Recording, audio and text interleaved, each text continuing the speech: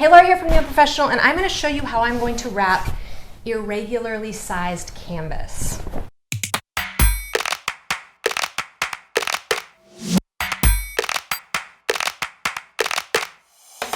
I was planning to use the kits on these, but I did not realize that in order to use the kits, you need to have standard sized canvas. And we went on vacation, and of course my kids love these really cute pictures, but then you get them home and mounting them or wrapping them onto a frame is really difficult when you don't have a standard size. So this is the one that I'm going to do. So this is a peek at what it's going to look like. But I have 3 of these canvases. This is the largest, and then I have another one that's similar in size to this, but they're all different. And so I'm going to show you how I did this, and hopefully you can apply it to any kind of irregularly shaped canvas, not shaped, sized. I'm linking to some of the products I used in this video, and I'll also include them in the video description.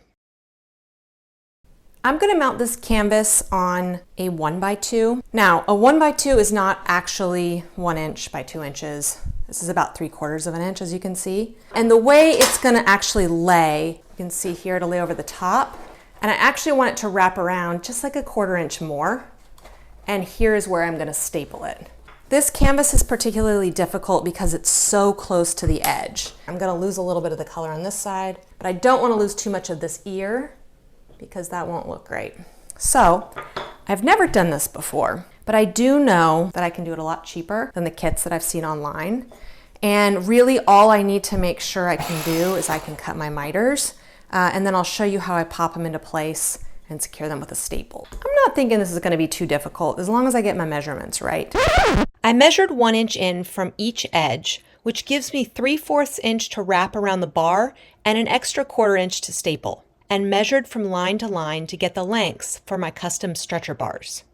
Then I transposed those lengths onto the 1x2. Next, I set my miter saw to 45 degrees.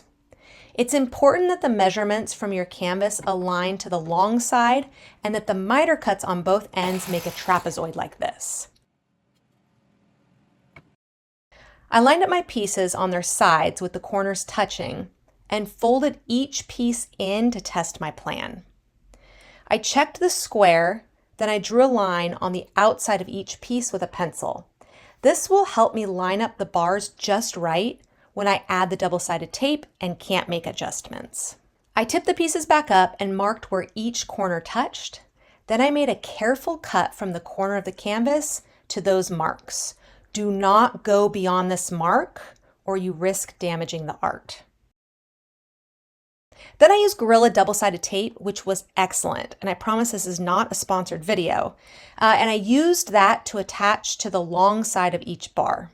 The hardest part was cutting the tape in half long ways. Then I pulled off the backing of each piece of tape and I lined up each bar to the pencil line. I put a piece of double-sided tape in each corner so I could fold up those little cut corners. This worked really well and it made the final product look really neat and tidy. I did one side at a time, starting with the corner first and then pulling the canvas up and over and stapling it. The double-sided tape held everything in place.